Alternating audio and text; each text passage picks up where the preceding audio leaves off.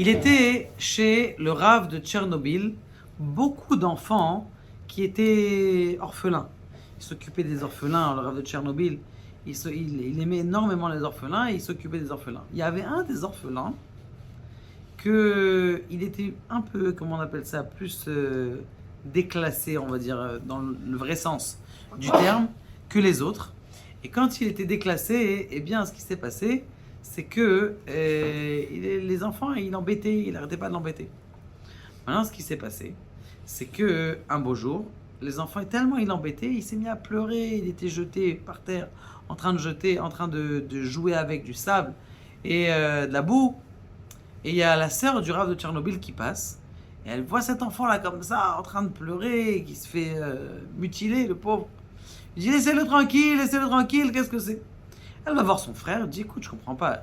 D'habitude, je viens chez toi, tous les enfants, tous les orphelins, ils sont bien, t'as un bel orphelinat, Baruch Hashem, kol hakavod, mais il y a un enfant, il est jeté, on dirait un clochard, alors que tous les autres, ils se tiennent. Comment ça se fait que...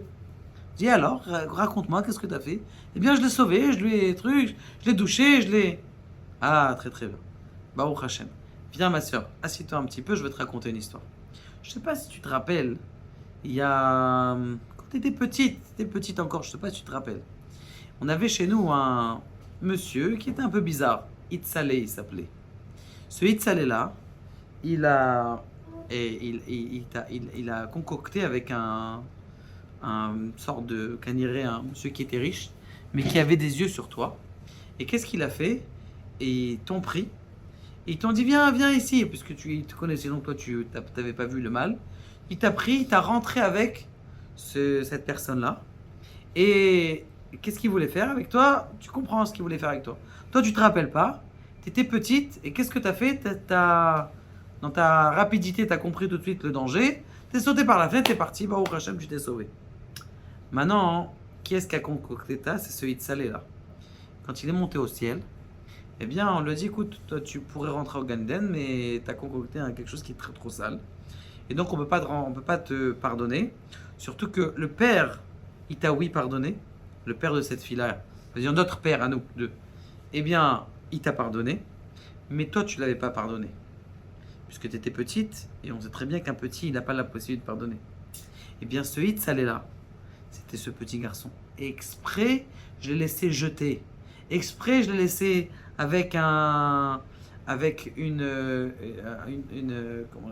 occupation qui était moins importante que les autres. Et comme il a été soigné que les autres, eh bien, ce qui s'est passé, c'est que les enfants, ils l'ont pas aimé. Et comme ils l'ont pas aimé, eh bien, ils l'ont fait souffrir. Mais toi, tu as eu de la peine. Et en vérité, sur qui tu as eu de la peine? Sur que dans l'autre Gilgoul, là, ce Hitzalé qui t'a rentré dans la pièce, tu lui avais pas pardonné. Maintenant, comme tu as eu de la peine, c'est comme si tu lui avais pardonné. Et tu vas voir, maintenant, il n'a plus besoin de nous. Le même jour, cet enfant, leur allez-nous et niftar. Pour te dire que quoi qu'il est arrivé à son tikkun. Le Rav de Tchernobyl, il a vu ça dans sa sagesse. Il a dit celui-là, je vais bien les soigner, celui-là, je vais mal le soigner. Pourquoi? Comme ça, il arrive plus vite à son tikkun. Et ça, c'est ce qu'il est arrivé. Il est arrivé à sa réparation. De là qu'on comprenne que chaque petite chose qu'il y a dans notre vie, elle est gérée. Et on ne sait pas pourquoi elle est là. Mais il faut qu'on dise à Kadosh Baruch Hu, merci de tout ce qu'on a. Parce que chaque chose, c'est une réparation de choses qui sont très, très, très élevées. Baruch Adonai Leolam Amen.